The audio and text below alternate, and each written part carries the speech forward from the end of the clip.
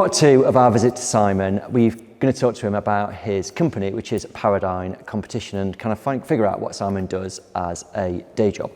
So, day job, Simon. So day job is working full time in motorsport. Yeah.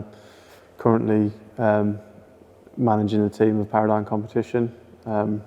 This year we're running 2 BMW M4 GT3s in GT World Challenge, which takes us across Europe. Yeah. For the race weekends. Right. So okay. So break that down for me. What does that look like? So it's your race team. Is that right? Or it's So the race team Paradigm Competition is owned by Darren Long.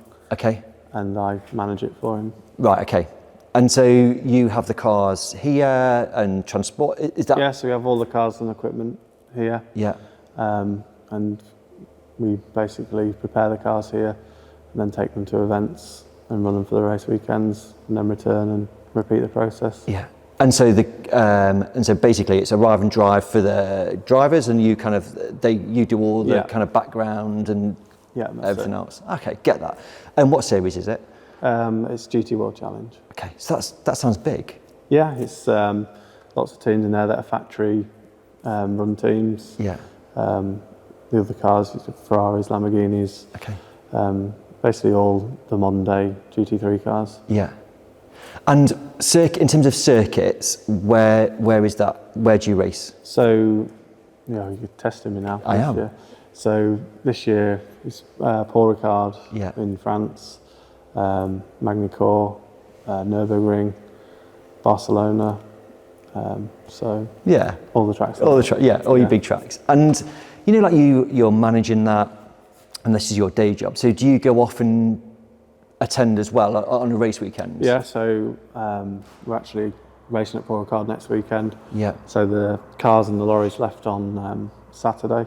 Oh, okay. To drive there, and the rest of the team are flying in the morning, Wednesday morning, to set up Wednesday afternoon, ready for the race weekend. Yeah. So that's quite a journey, like in terms of like early start almost. You know what I mean? To get there. The big difference in circuit racing and GT3 racing is that rather than stock cars, if it's a one-day event, people will get up in the morning and drive there, do the meeting and drive home. Yeah. Whereas there's a lot more going on at a circuit racing, so it's sort of a Wednesday to Sunday affair. Okay. And you will fly out tomorrow. So we're on Tuesday. You'll fly out tomorrow. And when will you be back home then? Monday. Right. Okay.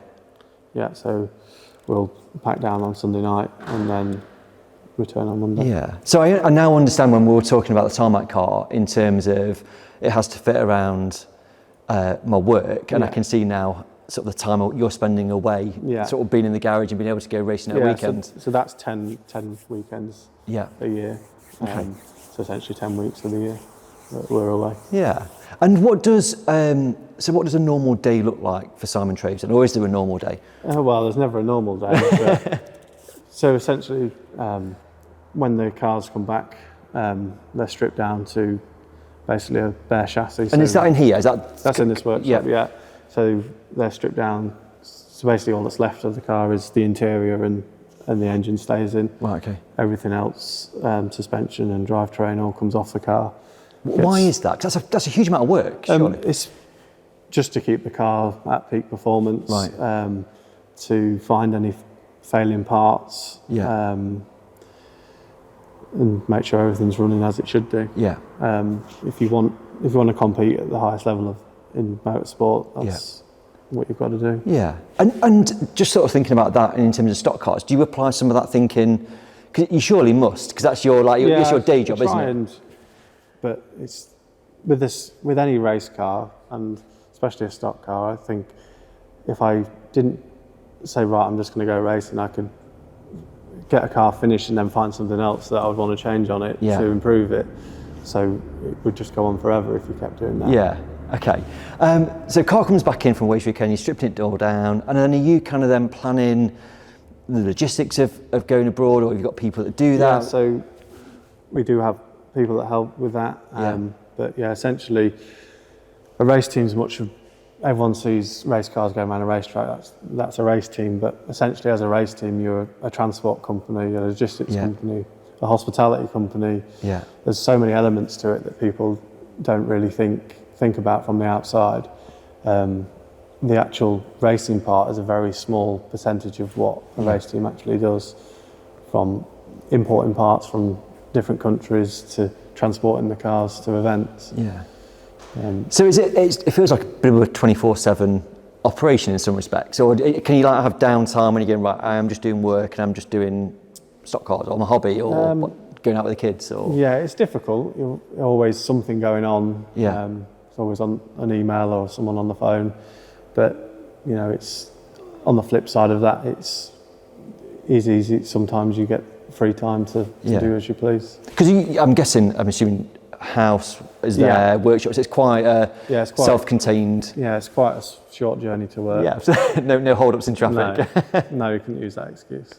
And do you like pull any similarities between? You've got stock cars, which are far removed from circuit cars, but do you pull similarities in terms of it's motor racing and it's a similar sort of people and it's the same kind of mentality?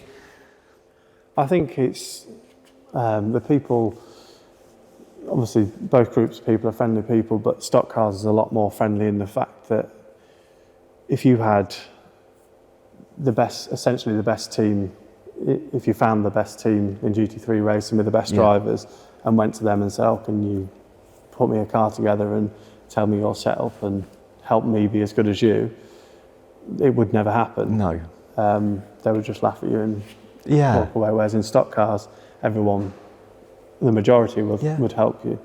You know, and Tom's great at giving out and helping you whatever you need, really. I think there is that thing, isn't there, in stock cars? And you're right, because when you talk to the likes of Frank, Matt, Tom, they want people racing stock cars because they want the sport to flourish because it needs to, and they've got people to race against. And talking to Tom at Bradford and problems with engine, Matt Newsom gave him some parts so he could go and race Bradford, and it's like, well, Matt's just affected his chances in the Grand National Championship because now Tom's racing, but actually that's right, isn't it? I think it's people, they just help each other out. I mean, someone can stick you in the fence and destroy your car, and then they'll come over and help you fix your car or give you the parts you need if you haven't got them. It's much, it's more like a family. Yeah. And it's more, for me, it's more of circuit racing is on the whole a very serious affair, and whereas going stock car racing is more it's like going back to when I raced karts and it was just me and my dad, and we'd we'd leave in the morning, race and go home, and it's more, you don't have to plan it as much.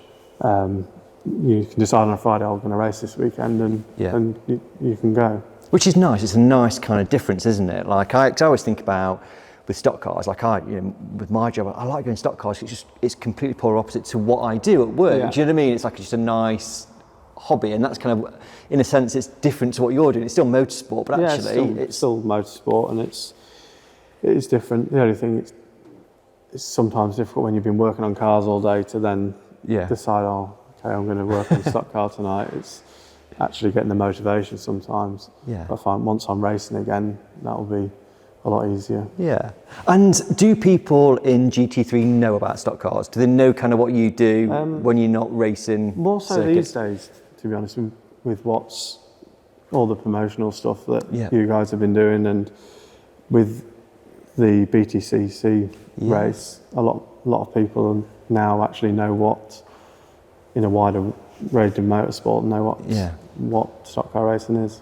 I think I always, like close friend Roger Bromley, he often does radicals and all that kind of jazz, and he says like loads of people know about stock cars, and know, and it's like, well, how do they know? And I always kind of, I'm quite surprised at the number of people that do know that are they do, and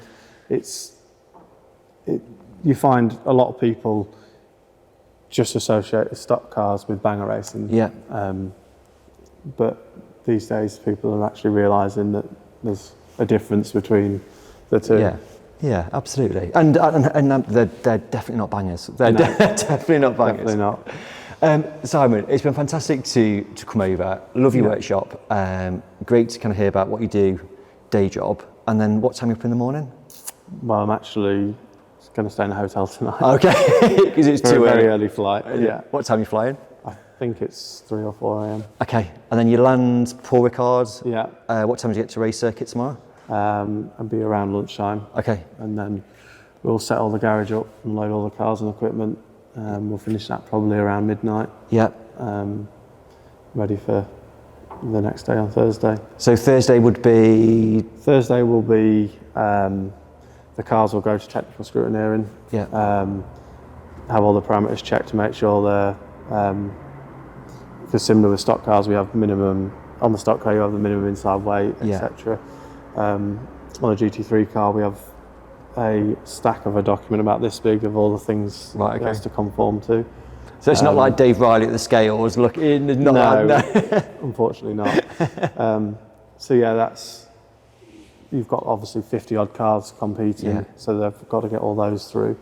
So yeah, they'll check all that, then check all the safety equipment. So that'll be Thursday, and then we'll be on track on Friday. Yeah, and it's Friday like testing, qualifying? So Friday will be 2 test sessions, and then pre-qualifying. Yeah. And then we have qualifying on Saturday morning, and the race starts at 6 p.m. on Saturday. Okay. It's a 6-hour race at Paul Ricard. Oh, okay, right. So 6 o'clock till midnight? Yeah. Right, okay. Yeah, so... Not much sleep's going on? No, no, and it's obviously... The interesting thing about GT3 racing is obviously there's the endurance racing, a 24-hour race. It's a lot more involved for the team than obviously sprint racing like touring cars.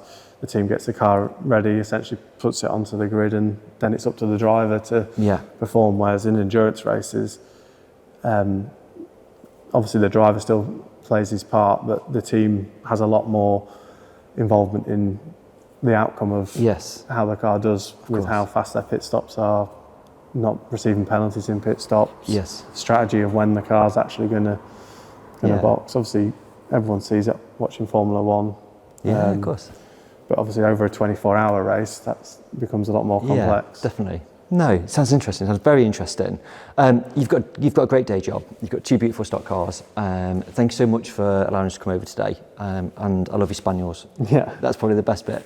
To be fair, it's not really, but we like Spaniels, and my daughter likes Spaniels. Yeah. Simon, thanks so much. Thank you very much.